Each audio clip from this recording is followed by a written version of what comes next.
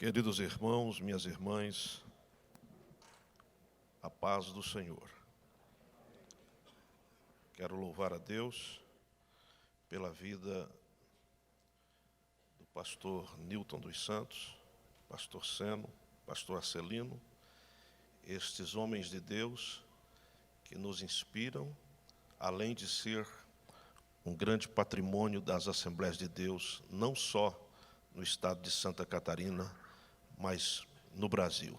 São referências e as suas histórias reluzem e brilham em toda a nossa nação.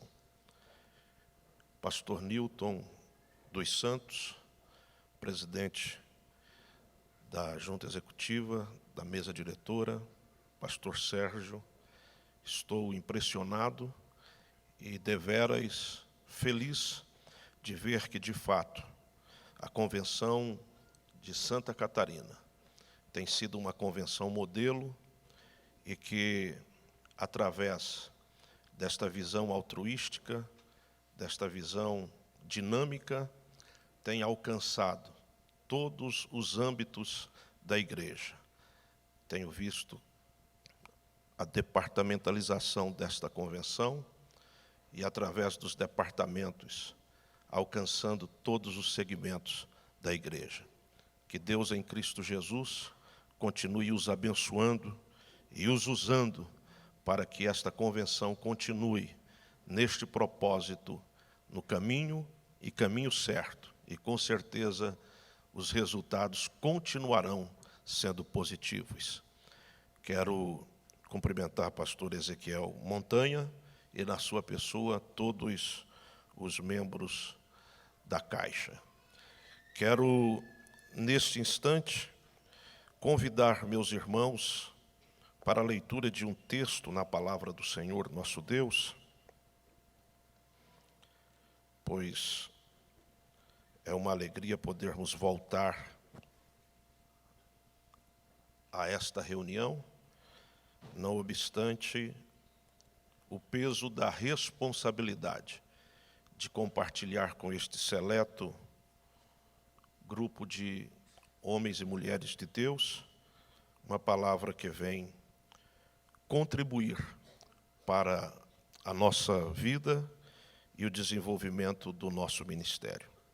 Quero convidá-los para que abram vossas Bíblias comigo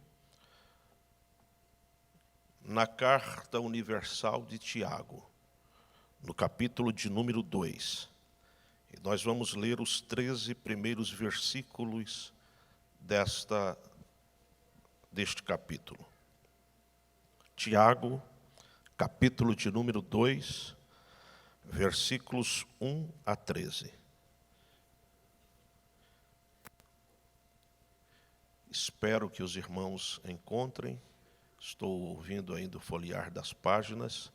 Tiago, capítulo 2, versículo 1, que diz-nos assim: Meus irmãos, não tenhais a fé de nosso Senhor Jesus Cristo, Senhor da glória, em acepção de pessoas.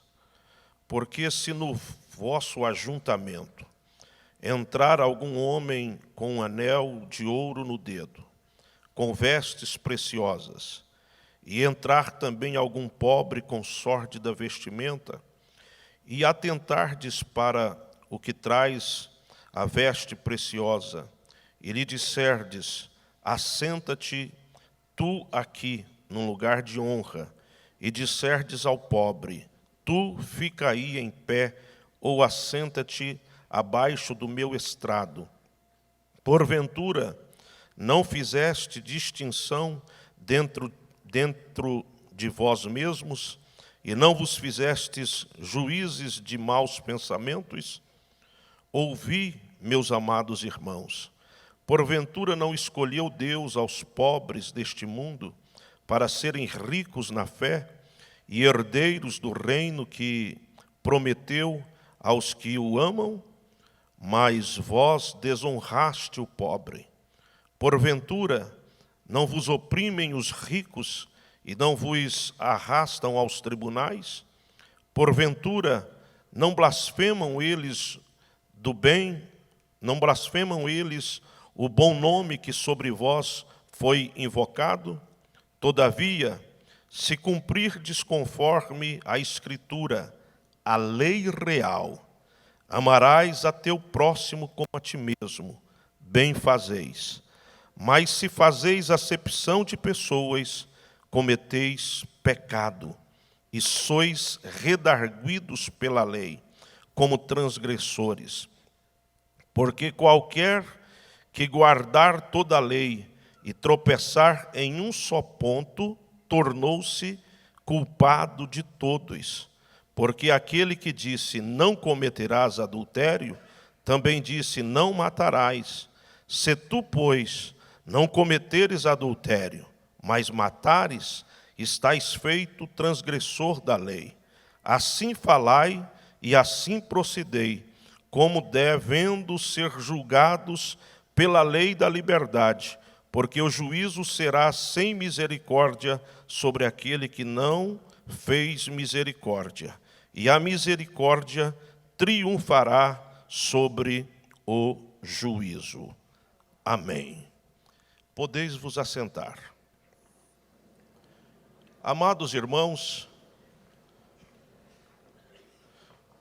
minhas queridas irmãs, esta manhã proponho-me em falar-lhes sobre relacionamentos à maneira de Deus. É interessante que a Bíblia apresenta, senão, pelo menos 3 Tiagos, e nós precisamos distinguir entre eles. O primeiro Tiago que a Bíblia fala é o Tiago, filho de Alfeu. Este Tiago, filho de Alfeu, foi um dos 12 discípulos. A Bíblia apresenta algumas listas, ou 4 listas, dos discípulos do Senhor Jesus. Mateus, Marcos, Lucas, Atos. E nestas 4 listas, Tiago, filho de Alfeu, está incluído entre os discípulos de Jesus. Segundo McBurney, este Tiago, ele era de Cafarnaum.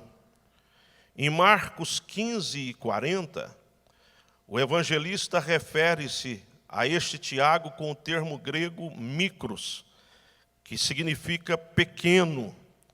Então, ele era conhecido como Tiago o menor. Pequeno aqui pode se referir tanto à sua estatura, quanto à sua idade em relação ao outro Tiago. E há uma grande possibilidade deste Tiago, filho de Alfeu, ter sido primo do Senhor Jesus. Pois, quando nós confrontamos Marcos capítulo 15 e versículo 40, que diz assim: e também ali estavam algumas mulheres, olhando de longe, entre as quais também Maria Madalena e Maria, mãe de Tiago, o menor, e de José e Salomé. Confrontado Marcos capítulo 15, versículo 40, com João 19, 25, que diz assim: e junto à cruz de Jesus estava sua mãe, e a irmã de sua mãe, Maria, mulher de Clopas, e Maria Madalena. Nós, ao confrontarmos estes 2 versículos, podemos entender e até sugerir que Tiago, o menor, era primo do Senhor Jesus. Mas a Bíblia nos apresenta um segundo Tiago, o Tiago, filho de Zebedeu. Este Tiago, filho de Zebedeu, é irmão de João, o apóstolo do amor. Ele era pescador no mar da Galileia.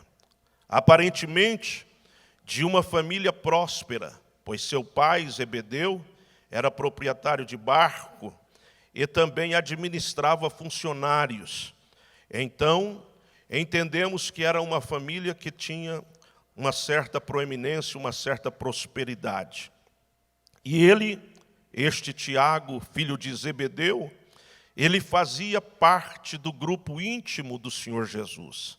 Pois o Senhor Jesus tinha um grupo que era mais próximo, chamados por Pedro, Tiago e João. Era um grupo da intimidade de Jesus. E participando e sendo íntimo do Senhor Jesus, este Tiago, filho de Zebedeu, ele teve a oportunidade de presenciar a ressurreição da filha de Lázaro, da filha de Jairo. Ele teve a oportunidade de participar da transfiguração, estava no Monte da Transfiguração, vendo transfigurado Jesus, Moisés e Elias. Ele teve oportunidade de participar de orações com Jesus no Monte das Oliveiras. Também esteve no jardim do Getsêmani. Esse Tiago, ele era um homem de personalidade forte. E a gente vê e entende isso quando eles, com o Senhor Jesus, visitam uma aldeia de Samaria. Os samaritanos não o hospedaram, e por não os hospedar e praticar hospitalidade com eles, Tiago quis pedir que descesse fogo do céu e consumisse a todos eles, mostrando assim a sua personalidade, que era uma personalidade forte. Este Tiago também, um episódio que se destaca na sua vida, foi o pedido de posição privilegiada. Tanto ele quanto seu irmão João pediram que no reino o Senhor Jesus permitisse que um se assentasse à sua direita e outro à sua esquerda. E isso parece que tornou-se até uma obsessão entre eles, porque eles até incentivam sua mãe de fazer esse pedido também, corroborando este pedido ao Senhor Jesus. Este homem, Tiago, filho de Zebedeu, ele desaparece por um período de aproximadamente 15 anos da Bíblia. Nesse período, algum dos estudiosos dizem que haveria possibilidade dele estar na Índia, e outros estudiosos dizem que ele poderia estar na Espanha.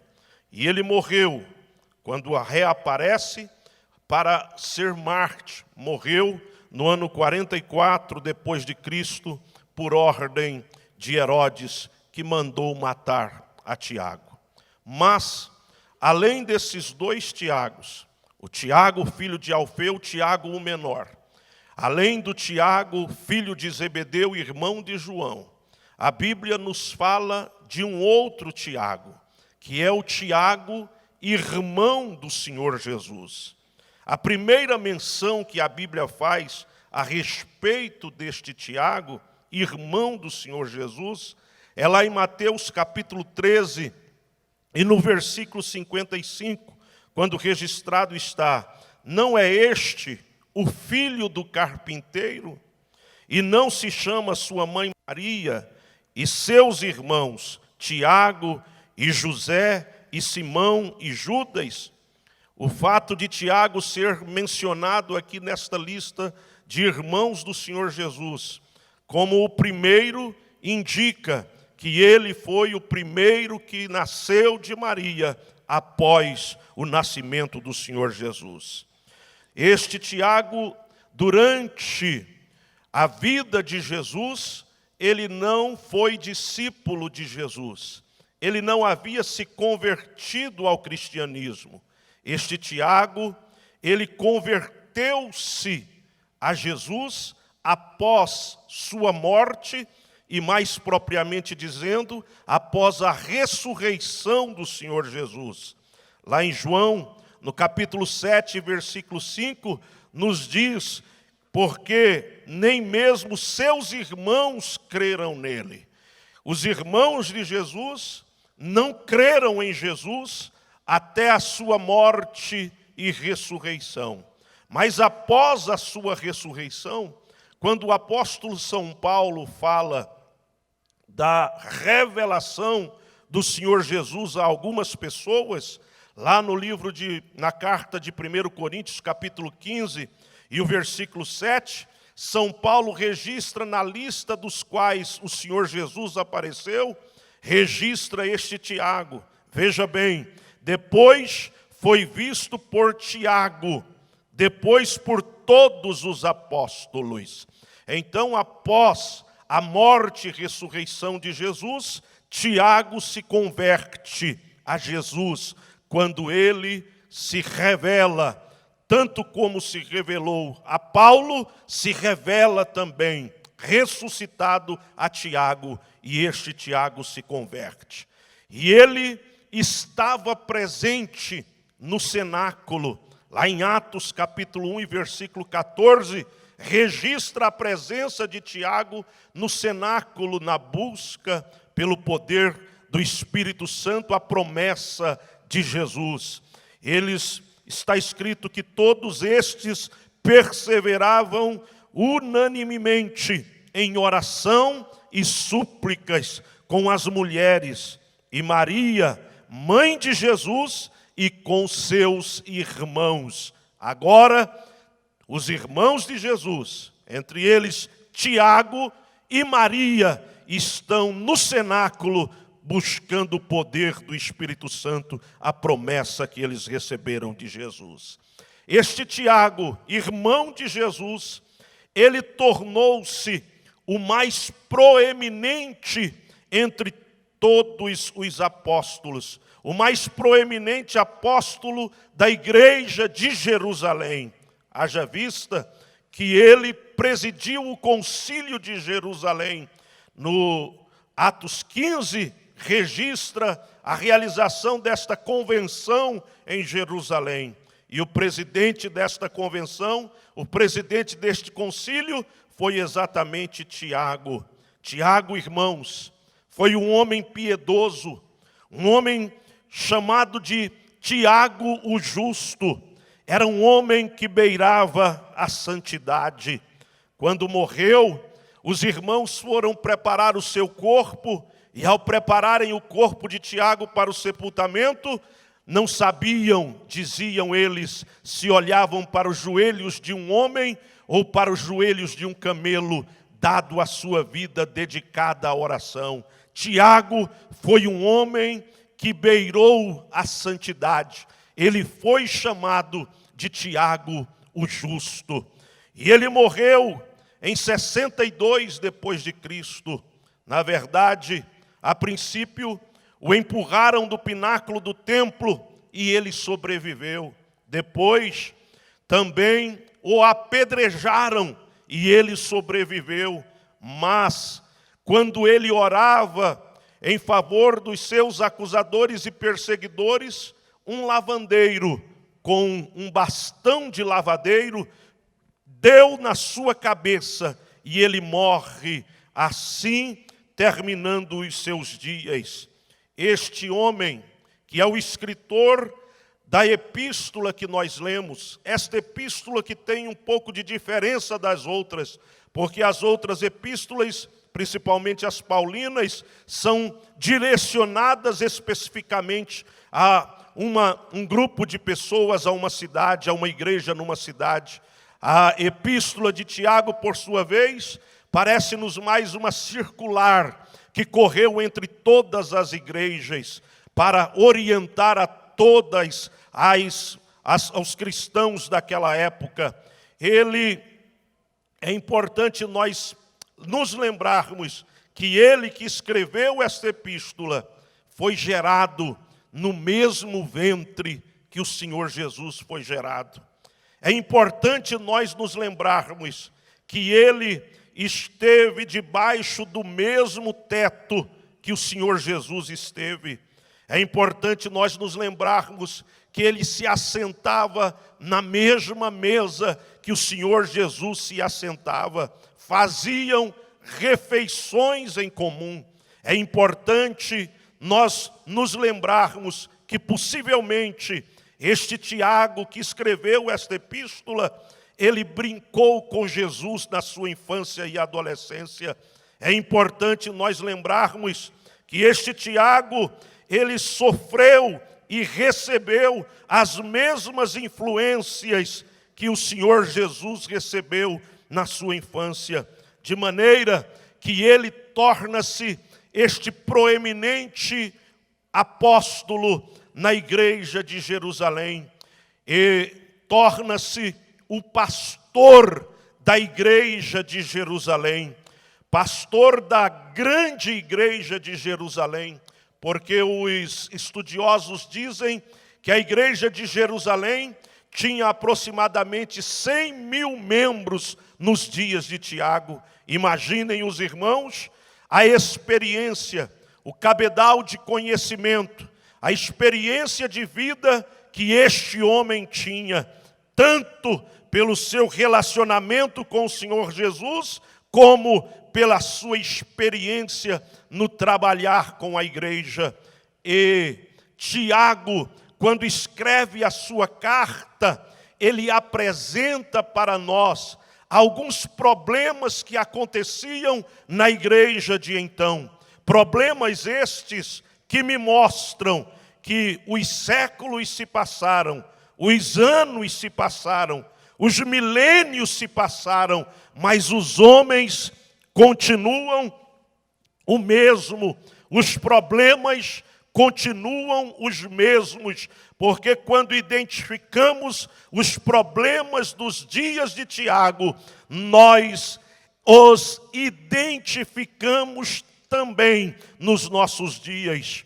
Eu posso, com experiência pessoal, dizer-lhes isso, porque por bondade e misericórdia de Deus, já no próximo ano, faço 30 anos que estou apacentando igreja e entendo perfeitamente que os problemas dos dias de Tiago são os mesmos problemas dos nossos dias. E quais eram os problemas nos dias de Tiago? Tiago nos apresenta nesta epístola. O primeiro problema que Tiago fala é o problema que os crentes tinham com a língua. Falavam mal uns dos outros, fofocas, boatos, calúnias, difamações. O problema da língua era um problema muito sério nos dias de Tiago, na igreja de Jerusalém. Ele ocupa parte da sua epístola para tratar com estes que não tinham domínio da língua, mostrando que eles estavam dando direções erradas para circunstâncias no seio da igreja e criando muitos problemas e prejuízos. Mas, além do problema da língua, Tiago diz que a igreja de Jerusalém também sofria um segundo problema, que era o problema da disputa de posição. Quem dirige melhor? Quem preside melhor? Quem ensina melhor? Quem prega melhor? Quem canta melhor? Quem destaca mais? Quem tem melhor apresentação? Permita-me abrir um parênteses. Este é um problema muito sério, porque nós não fomos chamados, meus irmãos, para a competição. Aqui ninguém compete um com o outro. Nós fomos chamados para cooperação. E nós ouvimos hoje de manhã as sábias palavras destes homens de Deus, pastor Seno, pastor Arcelino, dizendo: no meu tempo eu trabalhei e tive cooperação, e agora eu estou apoiando o trabalho dos meus companheiros. Que coisa linda, porque este é o espírito que precisa de habitar entre nós, o espírito de cooperação e não de competição. Por favor, me ajude por um instante. Diga para a pessoa que está ao teu lado: não adianta querer competir comigo, porque eu não vou competir, mas se precisar, eu estou aqui para cooperar. Se precisar, eu estou aqui para cooperar. Não adianta vir competir comigo. Isto não é uma raia de competição. Isto é o reino de Deus, o reino da cooperação. Glória ao nome do Senhor. Em terceiro lugar, o problema que existia na igreja nos dias de Tiago era um problema da influência da sabedoria humana que Tiago chama da sabedoria humana, eram os crentes se aculturando à época. Era a filosofia hedonística que estava reinando, onde o importante é ser feliz. E para ser feliz, os fins justificam os meios. Este era um problema que existia na igreja, os crentes querendo se amoldar, se moldarem de acordo com o mundo. Por isso que Tiago diz para eles não se renderem à sabedoria humana, mas permanecerem na orientação da santa e poderosa palavra do Senhor nosso Deus. E havia um quarto problema na igreja dos dias de Tiago. Qual era este problema? Era o problema dos relacionamentos. Foi o texto que nós lemos aqui nesta manhã. Problema de relacionamentos. Meus amados e queridos irmãos, nós somos um ser gregário. Nós vivemos em sociedade. Nós nos relacionamos todos os dias e nos relacionamos o dia todo. Nós nos relacionamos com os nossos pais, nós nos relacionamos com os nossos filhos, nós nos relacionamos com os nossos irmãos, nós nos relacionamos com os nossos pastores, nós nos relacionamos com os pastores auxiliares, nós nos relacionamos com os nossos colegas de ministério, nós nos relacionamos com os colegas de trabalho, nós nos relacionamos na escola com os alunos que estudam juntamente conosco, nas faculdades, nas universidades, nós nos relacionamos na igreja. A igreja é uma comunidade onde os relacionamentos estão acontecendo. E, meus amados e queridos irmãos, o desafio de Tiago aqui, quando escreve neste capítulo 2, que nós fizemos a leitura, ele está nos desafiando, e o desafio é a nos relacionarmos, porque não há como não nos relacionarmos, precisamos de nos relacionar, mas Tiago desafia a cada um de nós a nos relacionarmos à maneira de Deus. Este é o tema da nossa rápida reflexão nesta manhã. Relacionamentos à maneira de Deus. Como eu devo me relacionar com os meus companheiros, com os meus pais, com os meus irmãos, com os meus subordinados, com os meus líderes. Como eu devo me relacionar? Eu devo me relacionar com eles como Deus se relaciona. É desta maneira que Tiago diz que nós devemos nos relacionar. Relacionarmos-nos como Deus se relaciona conosco. E como é que Deus se relaciona conosco?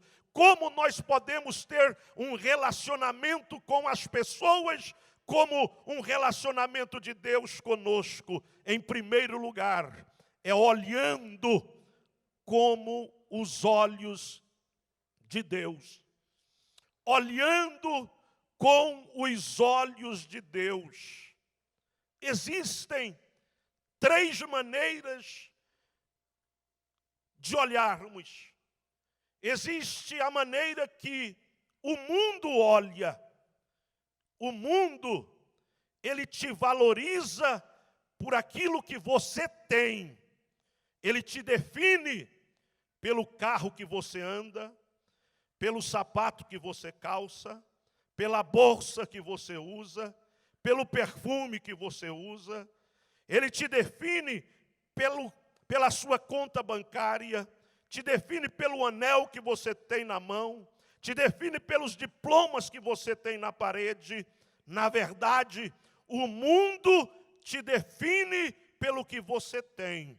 E aí é onde muitas pessoas incorrem na besteira. para impressionar quem não conhece, compram o que não precisam com o dinheiro que não têm. De maneira, meu amado e querido irmão, que para o mundo o importante não é o ser, mas sim o ter. Quanto mais você tiver, mais bem conceituado você será pelo mundo. É assim que o mundo te vê. O mundo olha para o que você tem, mas você também tem uma visão de si mesmo.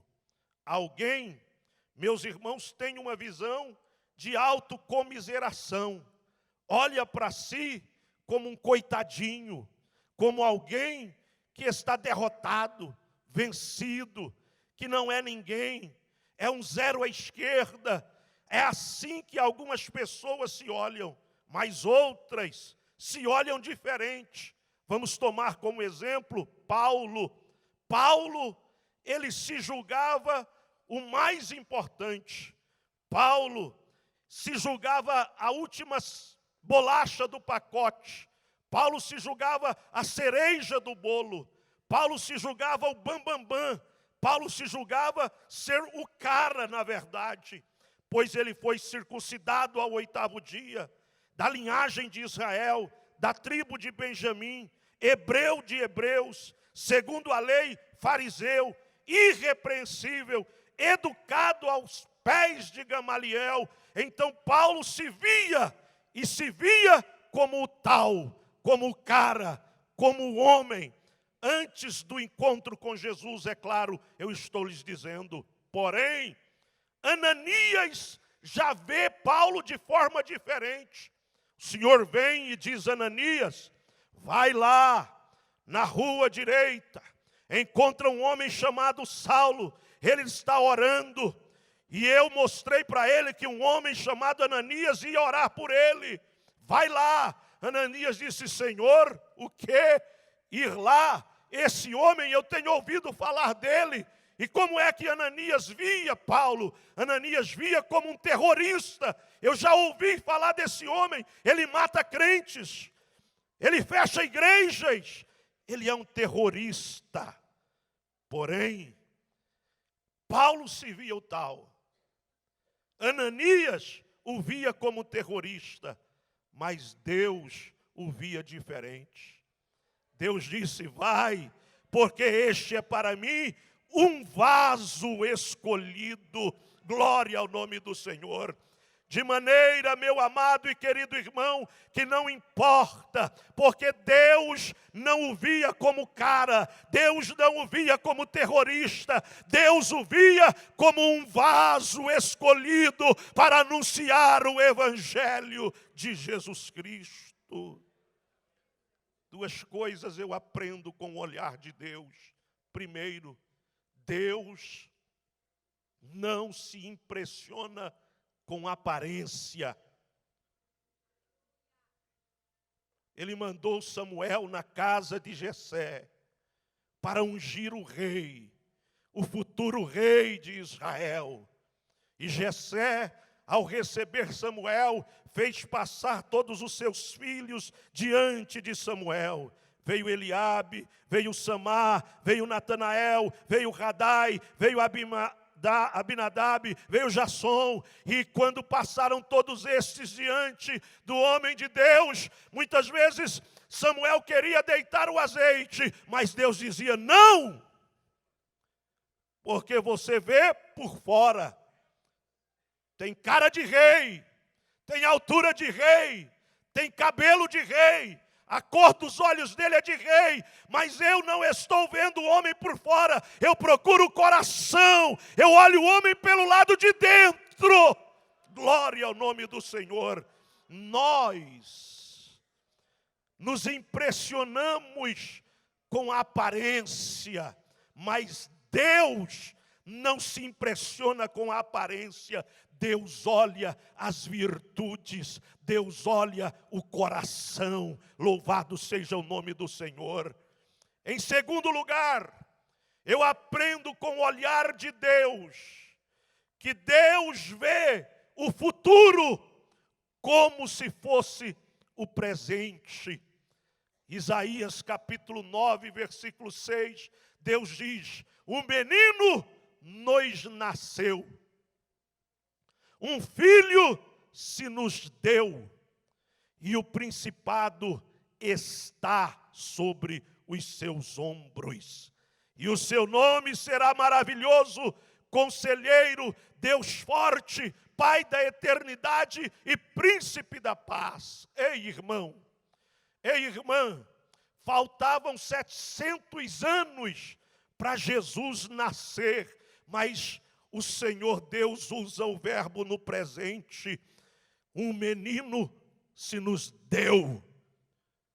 O principado está sobre os seus ombros. Deus usa o verbo no presente, porque para Deus o futuro já é presente. Louvado seja o nome do Senhor. Ananias estava vendo um terrorista, mas Deus estava vendo um vaso. Louvado seja o nome do Senhor. Eu me lembro do pastor José Wellington nos contar que o pastor Cícero Canuto de Lima, num certo momento, disse ao pastor José Wellington: ore para que Deus nos dê um pastor para tal cidade. Pastor José Wellington, naquela noite, se colocou em oração. No dia seguinte, quando chegou na igreja, pastor Cícero Canuto de Lima o indaga: Zé Wellington, o que foi que Deus lhe falou a respeito de tal cidade? Pastor José Wellington disse: Deus me disse a respeito de uma pessoa, o fulano de tal, para ir para tal cidade. Só que tem um problema. O fulano de tal não é pastor. Mas o pastor Cícero disse: o que foi que Deus lhe disse? Deus disse que ele é o pastor. Então, ele é o pastor. Chame ele. E o obreiro entrou, dobrou os joelhos, e eles consagraram o pastor naquele instante e o enviaram para aquela cidade. E ele teve muito sucesso, porque Deus vê o futuro como no presente. Para alguém, você está derrotado. Para alguém, e talvez para você mesmo, você pode estar no fim da linha. Para você mesmo e para alguém, talvez o que vem a teu respeito é pejorativo, mas Deus te trouxe hoje aqui para te dizer: tu és um vaso. Tu és um vaso. Tu és um vaso escolhido. Glória ao nome do Senhor. Se relacione com as pessoas, vendo-as com o olhar de Deus. Veja as virtudes, valorize o projeto de Deus na vida das pessoas. Em segundo lugar, nós nos relacionamos com as pessoas da maneira que Deus se relaciona. E para fazermos isso, é preciso usarmos os critérios divinos. Que critérios são esses que Deus usa para se relacionar conosco? São dois critérios. Deus não se relaciona conosco por meritocracia, porque se Deus se relacionasse conosco por meritocracia, eu não sei os senhores, mas eu não estaria aqui nesse instante, porque nenhum de nós temos mérito algum para estarmos aqui. Se tem alguém que tem coragem de levantar a mão e dizer: eu estou aqui porque eu mereço, você, na verdade, está equivocado, porque você está aqui é pela graça de Deus, nosso Senhor. Graça é favor imerecido.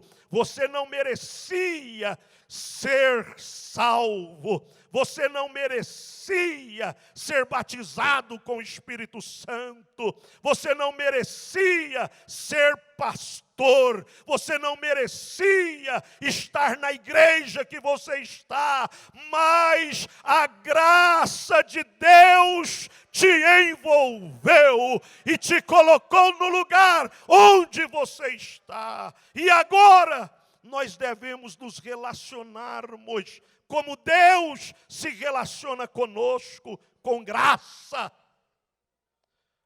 manifestando a graça.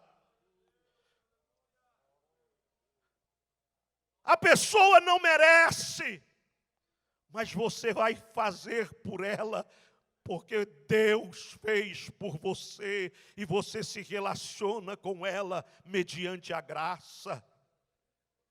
No início do meu ministério, quando assumi a presidência da igreja, na verdade eu comecei a apacentar muito jovem. Com 20 anos de idade, eu fui dirigir a minha primeira igreja. E a minha lua de mel foi no trabalho, no pastoreio da igreja. Na verdade, assumi a presidência do primeiro campo muito jovem. Eu tinha apenas 24 anos de idade. E quando assumi a presidência daquele campo, um obreiro idoso, ele não concordou de ser liderado por um jovem e fez um motim entre os irmãos. E naquele motim que ele fez entre os irmãos, ele saiu do campo e levou alguns dirigentes de congregação com ele para um outro campo. E um daqueles irmãos veio e me disse: eu vou me mudar. E eu disse: meu filho, ore a Deus, pense bem. Ele disse: eu vou me mudar. O fulano de tal falou comigo e eu vou acompanhá-lo. E foram. E naqueles dias eu tive muita dificuldade, mas muito jovem, muita força, muito dinamismo. Continuei cuidando das congregações, Deus foi levantando outras pessoas, colocando no lugar, e a obra seguiu. Passaram-se alguns meses, e era uma terça-feira. Eu estava estudando para ministrar no culto da noite, quando o Espírito de Deus me disse: vá buscar o pastor fulano de tal. E eu disse: o quê? O Espírito Santo voltou a falar comigo: vá buscar o pastor fulano de tal. Eu disse: o quê? Ele me abandonou, traiu-me, me deixou só no momento mais difícil. E agora o Senhor está mandando eu ir buscá-lo. E o Espírito Santo insistiu comigo: vá buscar o pastor fulano de tal. Eu disse: Senhor, ele não merece. Mas o Espírito Santo falou de novo comigo: vá buscar o pastor fulano de tal. Eu parei os meus estudos, escalei outras pessoas para o culto da noite, peguei o carro e me coloquei a dirigir em direção à cidade onde ele estava. Quando cheguei na cidade, procurei-o. Ele não estava mais naquela cidade. Não havia dado certo a sua estada ali. Foi para uma outra cidade. E eu continuei. Quando cheguei naquela cidade, eu encontrei a sua família desesperada, desestruturada emocionalmente. Conversei com eles, abracei eles, choramos juntos. Naquela mesma noite, coloquei toda a família dentro do carro e voltamos para a cidade onde nós residíamos. Por que eu fiz isso? Ele não merecia, mas era a graça. Eu preciso de me relacionar com as pessoas como Deus se relaciona comigo. Porque se eu fosse me relacionar com as pessoas, dando a elas o que elas merecem, aquele moço não teria voltado.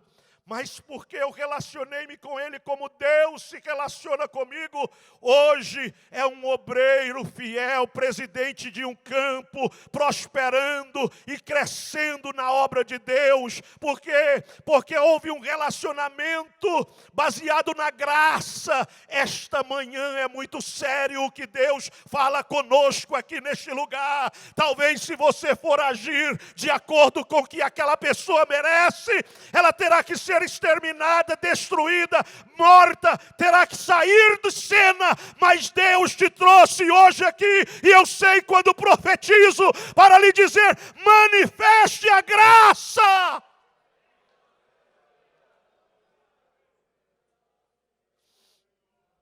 Shemendereg Yashai, Shurabakalabashanda Rabakalabai, Urrakandalamai Shuriandalamai. Graça e misericórdia são os critérios de Deus para conosco. Ele nos trata com graça e com misericórdia. E o meu tratamento para com os meus companheiros, para com os meus familiares, nos meus relacionamentos, tem que ter graça e misericórdia, favor imerecido e não dar o que merece. Glória a Deus. É possível você apertar a mão do companheiro, da companheira que está aí ao teu lado e dizer para ele, manifeste a graça, pratique a graça, é a graça, glória a Deus, é a graça, louvado seja o nome do Senhor.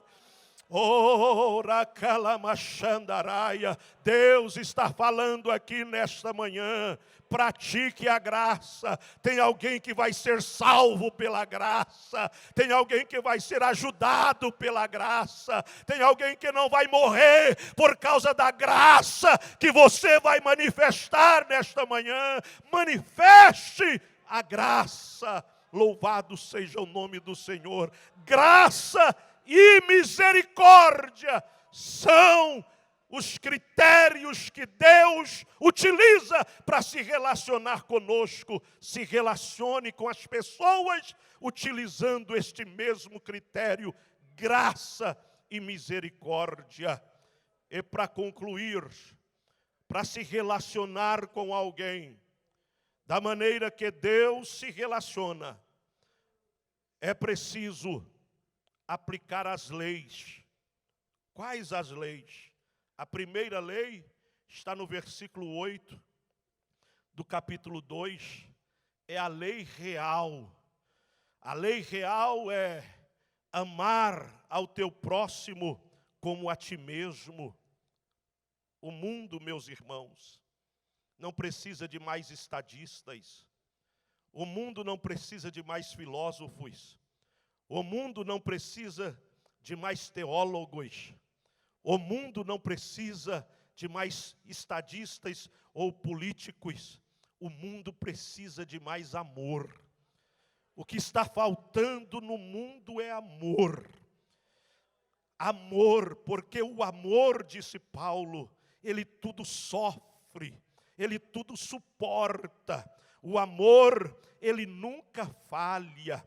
E a lei real é esta: amarás ao teu próximo como a ti mesmo, e amarás ao Senhor teu Deus de todo o seu coração. Esta é a lei real. Você precisa de se relacionar com os teus irmãos, amigos, companheiros, com as pessoas do seu ciclo de relacionamento. Você precisa aplicar a lei do amor. A lei do amor.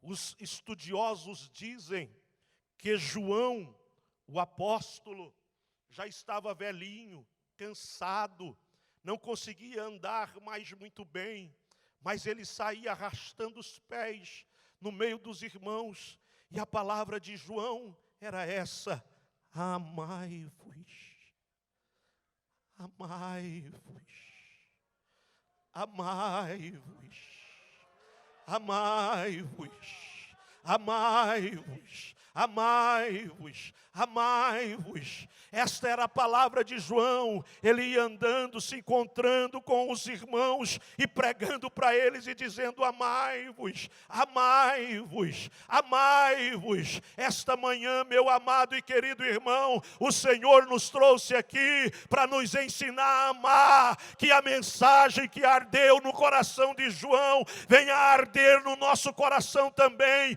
e que nós possamos nos amar uns aos outros como amamos a nós mesmos.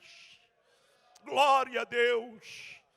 Conta-se que uma moça cega estava num terminal rodoviário com um tabuleiro cheio de maçãs do amor para vender para sua sobrevivência. E aquele terminal rodoviário era frequentado por muitas pessoas. E as pessoas estavam transitando de um lado para o outro naquele terminal. E uma das pessoas passa, bate naquela banca e derruba as maçãs. E a moça cega, desesperada, põe-se a tentar achar, encontrar no meio da multidão as maçãs. Mas sem sucesso, porque a sua deficiência visual a impedia de fazê-lo. Um cidadão, no meio daquela multidão, levanta o tabuleiro, procura as maçãs, uma a uma, e coloca-as sobre o tabuleiro. E depois de colocar as maçãs sobre o tabuleiro, a moça começa a palpar as maçãs e começa a chorar, porque muitas das maçãs haviam se perdido. E aquele moço tirou o dinheiro do bolso e disse: não se preocupe, minha filha, eu vou cobrir todos os prejuízos que você teve. Aqui está o valor das maçãs que se perderam. A moça pegou o dinheiro e o rapaz foi se afastando. E quando ele foi se afastando, a moça disse: por favor, você é Jesus? Ele disse: não, eu não sou Jesus, mas eu sou amigo dele. Louvado seja o nome do Senhor. João escreveu as palavras santas de Jesus, quando o Senhor Jesus disse: nisto conhecereis que sois meus discípulos, se vos amardes uns aos outros. Louvado seja o nome do Senhor. Tem alguém querendo derrubar o teu tabuleiro, tem alguém querendo esparramar as tuas maçãs, mas tem alguém que vai levantar o teu tabuleiro, tem alguém que vai colocar as maçãs de volta na mesa, tem alguém que vai restituir o seu prejuízo, porque entre nós impera a lei real, a lei do amor. Diga para a pessoa que está ao teu lado: amai-vos. Eu posso orar, pastor? Vamos ficar de pé. Glória a Deus. Para nós orarmos nesse instante. Glória ao nome do Senhor. A segunda lei que existe é a lei do Evangelho. A lei do Evangelho, meus irmãos, é a lei que nos mostra a unidade. Porque a lei, ela fazia distinção, ela fazia separação. Havia os átrios dos homens, o átrio das mulheres, o átrio dos gentios. Se nós olharmos aqui esta manhã, nós vamos encontrar entre nós muitas coisas para nos distanciar. Temos muitas coisas diferentes. Poder aquisitivo, o nível intelectual, o regionalismo, a cor da pele. Existem muitas coisas diferentes entre nós, mas tem uma lei que impera entre nós, que é a lei do Evangelho. O Evangelho derrubou o muro da separação, aleluia. E agora, não há servo nem livre, não há judeu e nem grego, porque todos somos filhos e filhas de Deus. Entre nós opera a lei do Evangelho, entre nós opera a lei do amor. Eu gostaria de lhe convidar a praticar uma atitude de amor esta manhã. Por gentileza, se for possível, segure a mão da pessoa que está ao teu lado, gentilmente, educadamente. Glória a Deus. Olhe para ela e diga: se alguém derrubar o teu tabuleiro, eu estou pronto para ajudar a erguê-lo novamente. Se alguém esparramar as tuas maçãs, eu estou pronto para ajudá-lo a reencontrar. Se alguém te der prejuízo, conta comigo, porque eu te ajudo à restituição. O que impera entre nós é a lei do amor. Levante a mão do teu irmão com a sua e vamos orar. E com graça, com misericórdia, com amor, ore por ele ore por você. E todos nós juntos somos vencedores, vencedores e vencedoras. Nesta manhã, nos relacionemos como Deus se relaciona. Relacionemos-nos à maneira de Deus. Pai bendito, justo e santo, acabo de ministrar a palavra como inspiração que recebi para esta manhã. Oh meu Deus, a nossa vida é vida de relacionamentos. E quantas vezes temos sido ásperos nos relacionamentos, quantas vezes temos sido pessoas que provocam outras no relacionamento. Quantas vezes temos causado prejuízo àqueles com os quais nos relacionamos. Mas esta manhã estamos aqui porque queremos ser melhor, Senhor.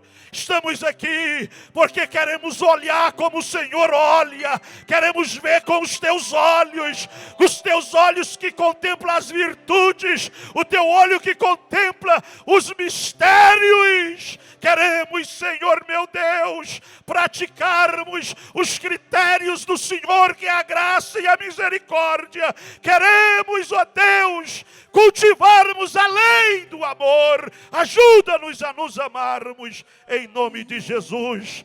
Em nome de Jesus, dê um abraço neste irmão, dê um abraço nesta irmã e diga: conte comigo, pode contar comigo, eu estou orando por ti e a lei do amor está entre nós. Assim meias, totalmente ligados, unidos, vivendo em amor, uma família